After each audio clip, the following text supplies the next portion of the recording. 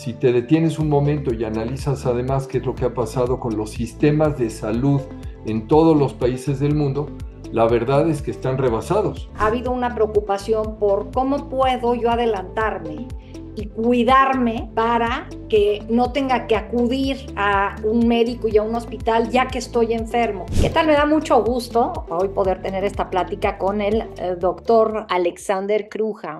Él es médico internista, endocrinólogo, certificado en medicina funcional, coautor del libro Medicina Funcional, la revolución en el tratamiento médico. Doctor Cruham es una institución en todo lo que tiene que ver pues, con la medicina funcional y arrancaría preguntando, ¿qué es esto de la medicina funcional? Porque yo veo que la gente tiene duda. ¿Cuál es la diferencia entre un médico tradicional y un médico funcional, doctor? Mira, la medicina funcional es realmente una respuesta a la problemática que ha surgido del cambio de problemas de salud que hoy enfrentamos. En primer lugar, reconozcamos que los problemas más importantes cuando surge el modelo convencional de salud eran problemas como infecciones y traumatismo.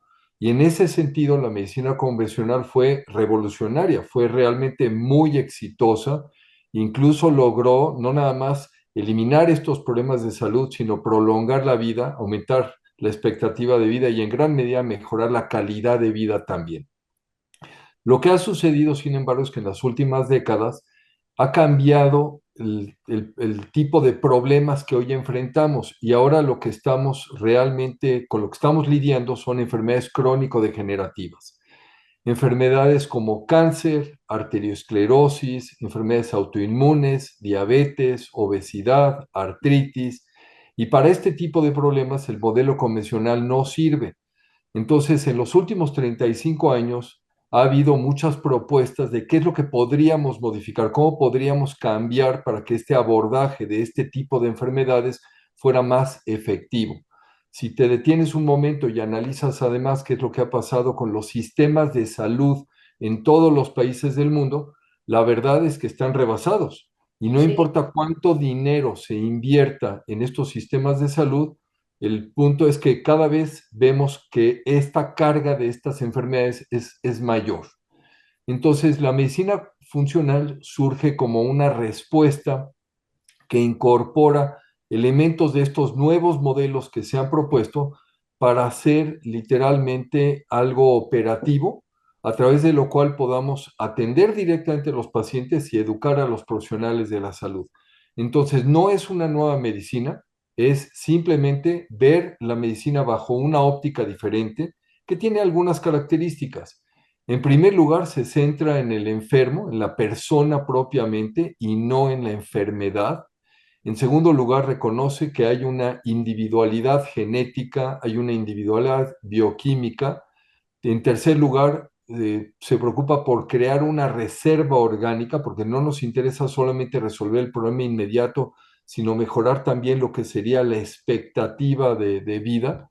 Y uno de los elementos más importantes, Ana Paula, es que fortalece la relación médico-paciente, porque ya no te concentras nada más en el problema inmediato, tienes que ver globalmente todo lo que está pasando con el individuo y en ese proceso tienes que vincularte de manera mucho más estrecha con la persona a la que estás atendiendo. Esa es la medicina funcional. Yo la entiendo como una medicina más preventiva que reactiva. O sea, me da la impresión de que la medicina tradicional es, amanezco con dolor de cabeza, me duele varios días, entonces me empiezo a preocupar, voy a una cita médica con un neurólogo y ya si él me manda a hacer unos estudios, me dice, qué tiene que hacer y si algo está terriblemente mal, quizás te meten al hospital y ahí puede empezar una cadena muy negativa de tratamiento, enfermedad y tal. O sea, ahorita lo estoy obviamente simplificando, pero me da la impresión de que ahora ha habido una preocupación por cómo puedo yo adelantarme y cuidar mi salud para que no tenga que acudir a un médico y a un hospital ya que estoy enfermo. ¿Cómo le puedo hacer para estar sano y para llevar una vida sana? ¿Es así? Mira, la respuesta es sí, pero te explico. La medicina funcional y la medicina de estilo de vida, que son complementarias entre sí, son realmente los enfoques del por qué. O sea, no me interesa nada más resolver el problema inmediato, sino quiero entender de dónde viene, porque de esta manera quiero curar, no nada más quiero controlar, quiero evitar que esta situación se vuelva a presentar. Y como tú bien dices, la buena medicina no es aquella que identifica problemas tempranamente. Realmente la buena medicina es la que evita la aparición de esos problemas. Entonces es estar un paso adelante, no un paso atrás. Pero esto no lo puedo hacer si no entiendo cómo funciona el organismo. Entonces, en lugar de fijarme nada más en lo que serían propiamente los diagnósticos, yo tengo que entender cuáles son esos procesos biológicos fundamentales de los que depende el funcionamiento del organismo. Y si esto lo aplico en el día a día en todas las personas, evidentemente puedo evitar la aparición de problemas. Ahora, para poder evitar esta aparición de problemas, pues quizás lo mejor es tener buenos hábitos de vida, ¿no? Porque ya pensar en vivir, me meto una dieta de 10, 15 días o de 2, 3 meses, pero después ya vuelvo a comer, a beber, a fumar, a no hacer ejercicio, pues eso como que es una montaña rusa que no siento que sea positivo. Entonces quería preguntarte, ¿qué hábitos, así no sé si nos puedes numerar, 6 hábitos que pueden ayudarnos a mejorar nuestra salud? Bueno, déjame decirte que la medicina de estilo de vida se concentra en 6 conceptos específicamente. El primero de ellos es, y no necesariamente en este orden, nutrición e hidratación. El segundo es ejercicio y movimiento. Tercero, sueño, la calidad del sueño. Cuarto, el manejo del estrés. 5, relaciones interpersonales. Y 6, abuso de sustancias, por ejemplo, alcohol, tabaco, drogas. La medicina funcional toma estos elementos que son enriquecidos por la medicina de estilo de vida y trabaja sobre ellos. Pero yo creo que una forma muy, digamos, muy adecuada de responder a tu pregunta, para que esto quede muy claro, déjame explicarte de dónde viene este sustento. Porque estamos muy acostumbrados a escuchar esto, come frutas y verduras, hidrátate Sí. bien.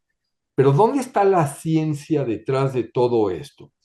Si tú analizas todo el tema, por ejemplo, de nutrición, de alimentación, hablemos primero de ingeniería de alimentos. ¿Qué es lo que sucede desde que plantas una semilla hasta que llevas ese producto a tu boca? Eso es ingeniería de alimentos. O sea, cómo crecimos y cosechamos esos productos y cómo los transformamos. De ahí que tantos alimentos hoy sean procesados y tengan incluso una etiqueta para decirnos qué es lo que les hicieron, qué les quitaron o qué les agregaron, que ya no son productos propiamente naturales. Eso es ingeniería de alimentos. Nutrición es lo que ocurre desde el momento en que colocas ese producto en tu boca hasta que llega a la célula. Cómo se Ujú, degrada, cómo lo absorbemos, cómo finalmente lo vamos a utilizar. Y lo que sería propiamente biología molecular es lo que ocurre de la célula hacia el interior. Y ahí es donde debemos de entender que todos los nutrientes son mensajeros a nivel celular y que son responsables de desencadenar ciertas reacciones químicas y de estas depende todo el funcionamiento de nuestro organismo. Entonces, cuando la gente dice, ah, bueno, es que esto es muy trillado, yo ya lo escuché 1000 veces, come frutas, come verduras. Bueno, hay ciencia y esa ciencia hoy ya nos lleva a esa biología molecular a través de la cual comprendemos qué es lo que está pasando. Incluso, si me lo permites, esto nos lleva a la ciencia de la longevidad. Ya no ujú. hablamos de envejecimiento, ya hablamos realmente de la ciencia de la longevidad y sabemos que el ser humano estamos listos, estamos preparados en esta generación, no en los niños que están naciendo el día de hoy, pero en nuestra generación estamos preparados para vivir 120 años. Pero eso significa que tenemos que atender precisamente a toda esa biología molecular, entender cómo la podemos optimizar para que tengamos esa capacidad de vivir muchos años y con buena calidad de vida.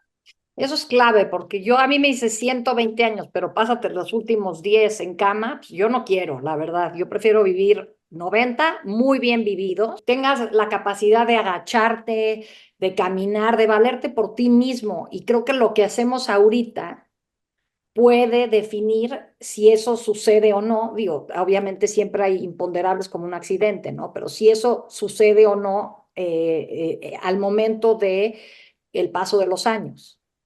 Déjame darte dos, tres conceptos que creo que serían muy importantes para clarificar eso que tú estás diciendo. A ver, en primer lugar, te voy a citar a Mark Hyman, que es médico, él es el portavoz del movimiento de medicina funcional en Estados Unidos y es una de las personas que más ha ayudado en el crecimiento de esta disciplina.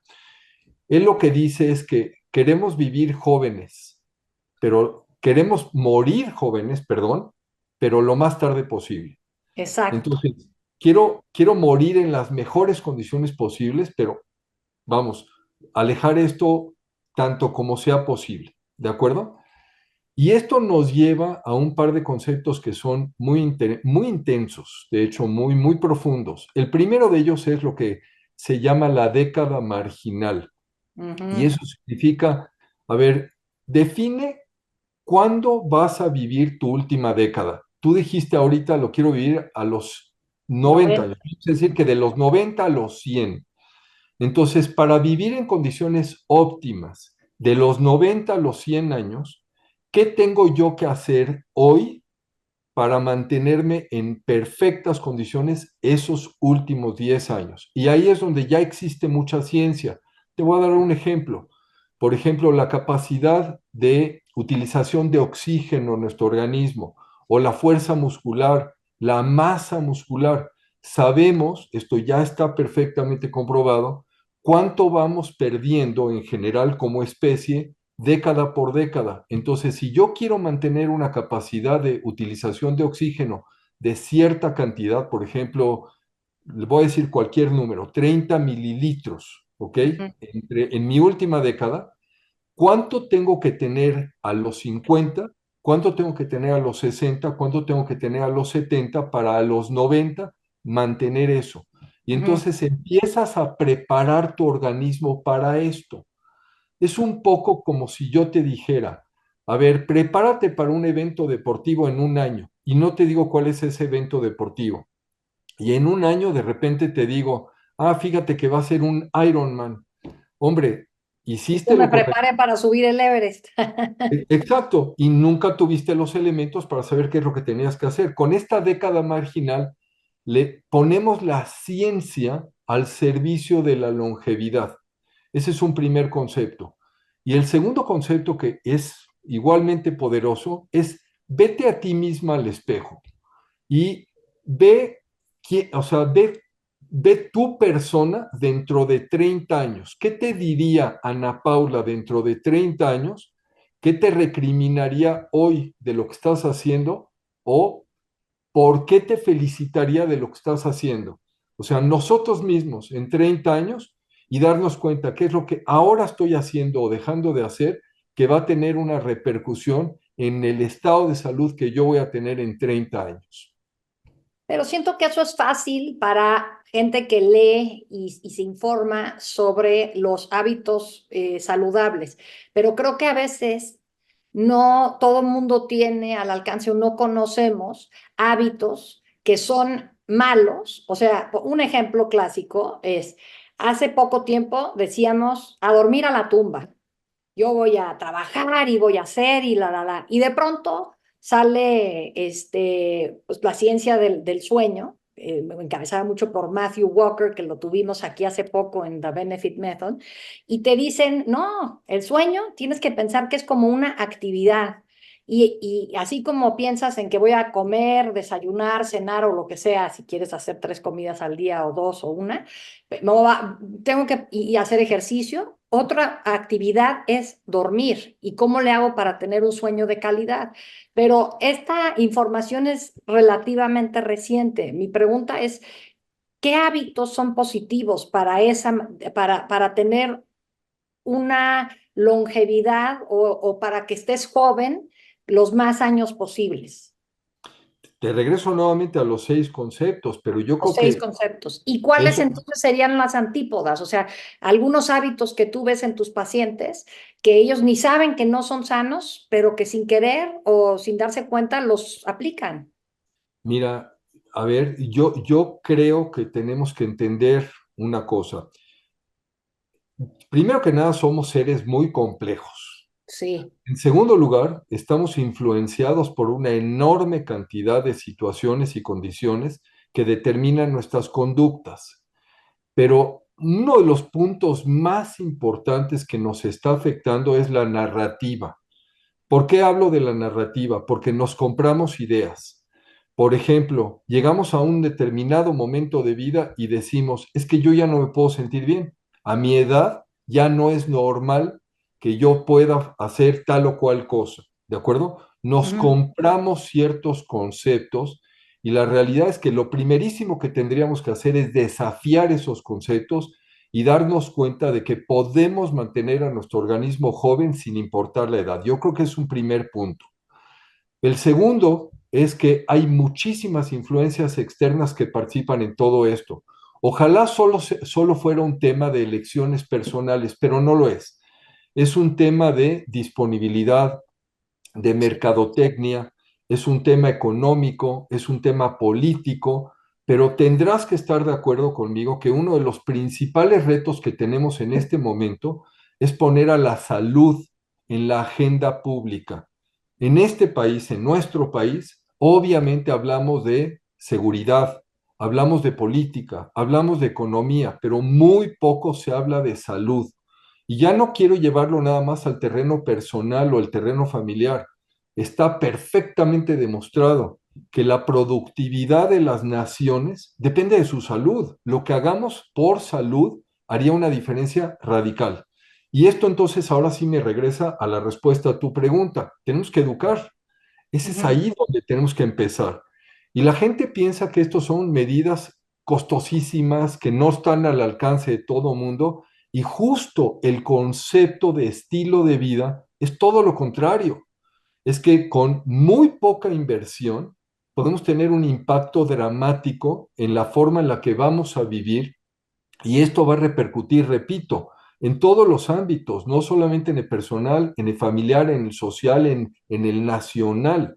Pero tenemos que hacer una verdadera campaña poniendo a la salud en la agenda pública y empezar a preocuparnos de esto. Y traer a la mesa también, yo sí creo que será posible hacerlo, a la industria agropecuaria, a la industria alimentaria, a la industria de las bebidas, porque tenemos que establecer metas comunes. O sea, no soy vamos, no pretendo ser un Quijote luchando contra los molinos de viento y no soy ingenuo. Sé que las compañías tienen intereses y esos intereses son económicos, pero creo que si nos sentáramos y empezáramos a dialogar, podríamos encontrar respuestas que beneficiaran a la sociedad sin dañar la productividad de las empresas. Tenemos que ser creativos. Bueno, y está demostrado que si en una empresa, o sea, nada más por pensar en ese microcosmos, si en una empresa se promueven hábitos saludables, la empresa logra tener mayor productividad porque sus empleados son más productivos. Si eso lo expandes a todo el país, pues ni qué decir, ¿no? Pero en ese sentido, ¿qué piensas? ¿Comemos demasiado azúcar? ¿Comemos demasiado? ¿O cuál es el gran problema cuando piensas en esto que dices hay que educar? A ver, ¿Qué lo sería? primero, Así que sería como una cosa que dirías, esto sería fundamental cambiarlo. lo primero, ya lo dijiste, el consumo de azúcar es Ujú. sin duda el reto más grande que tenemos.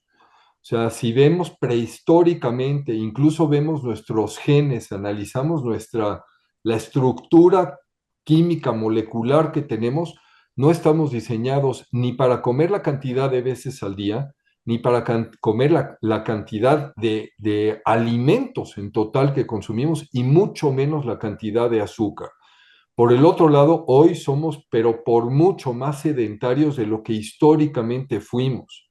Sí. Nuestro sueño se ha alterado brutalmente, o sea, simplemente por la iluminación de nuestras ciudades, la luz azul de todas las pantallas con las que entramos en contacto, la enorme cantidad de estímulos que recibimos en el día a día.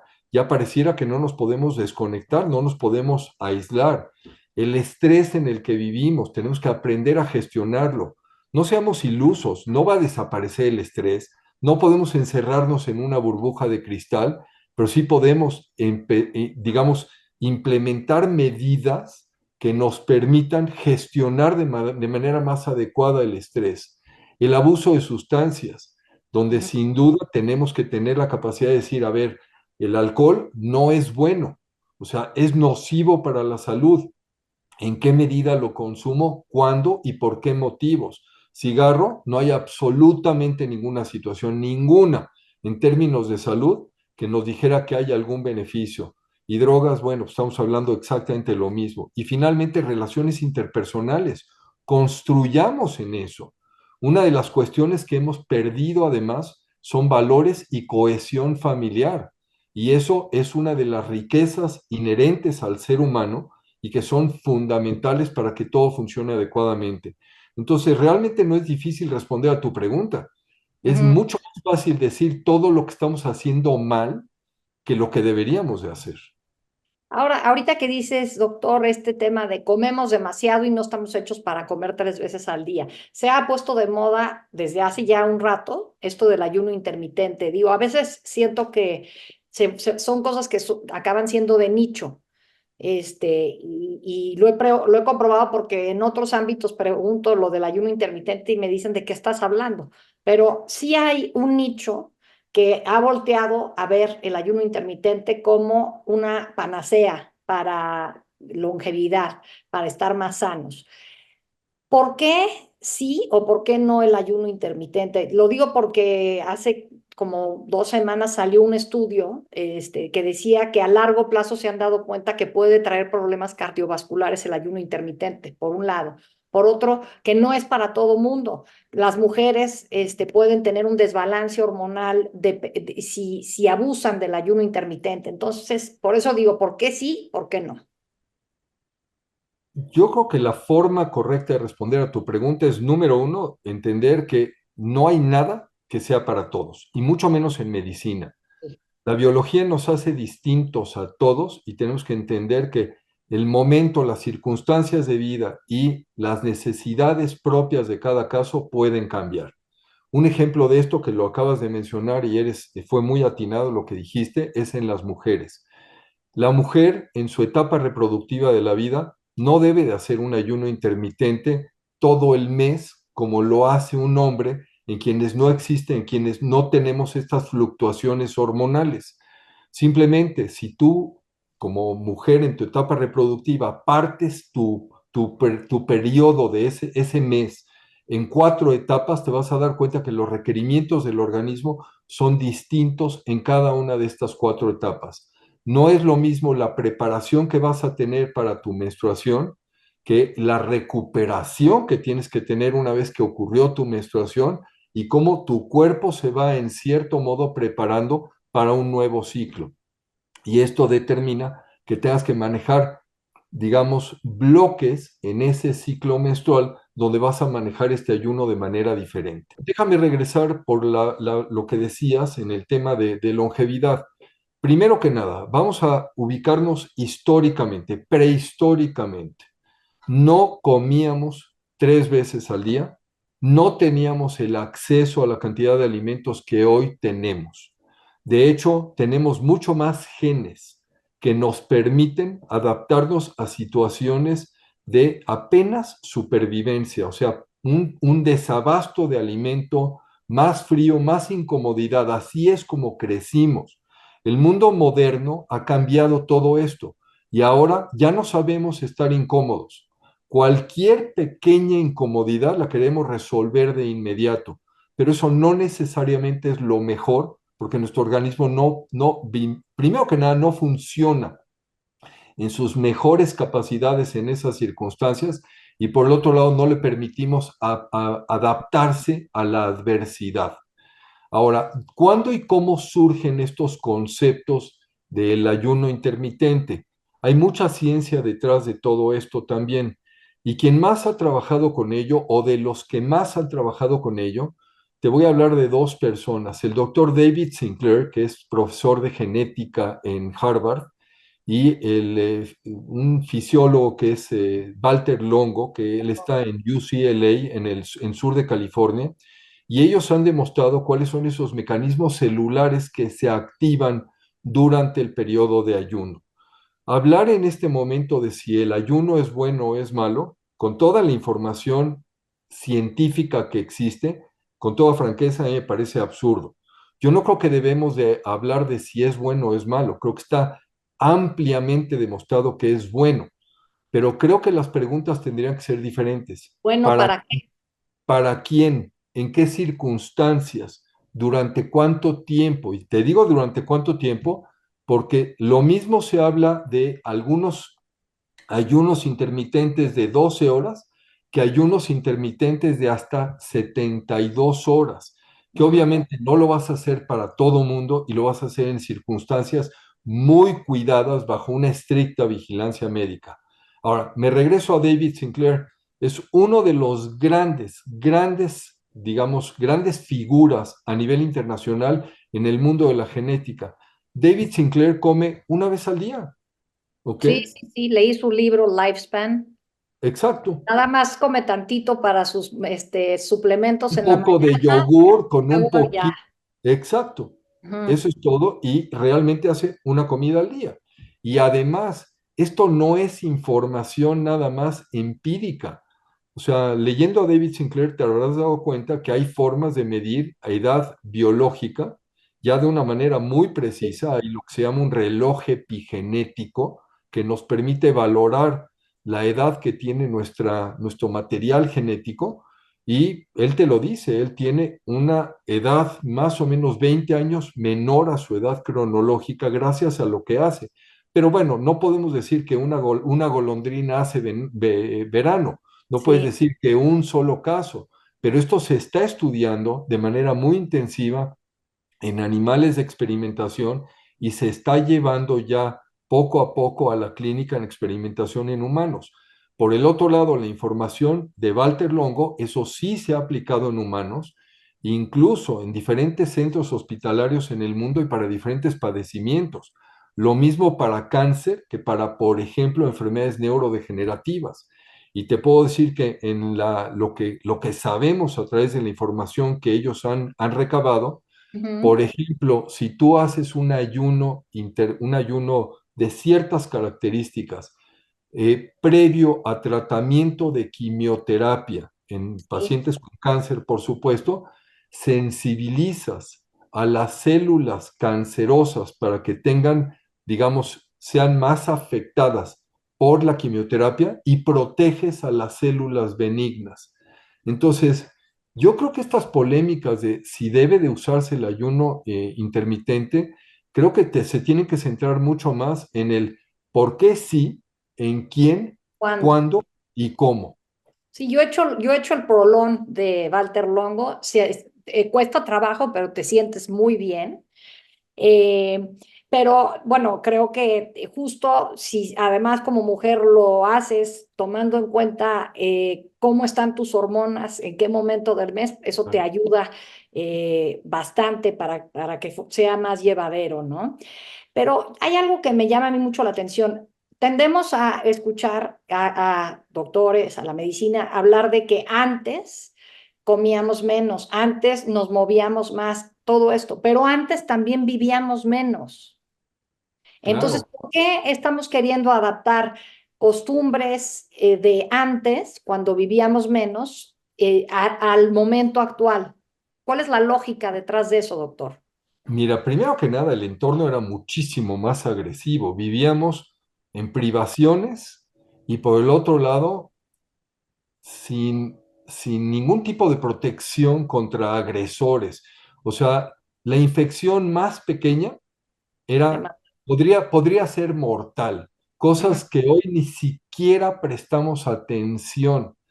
O sea, literalmente te puedo decir que uno de los primeros estudios, por ejemplo, con el descubrimiento de la penicilina, uno Sí, de sí, los, uno de los primeros pacientes que fue tratado tenía una infección terrible que empezó por una pequeña cortada al afeitarse, al rasurarse, y así empezó esto y terminó siendo una sepsis, lo cual quiere decir una infección generalizada en todo su organismo.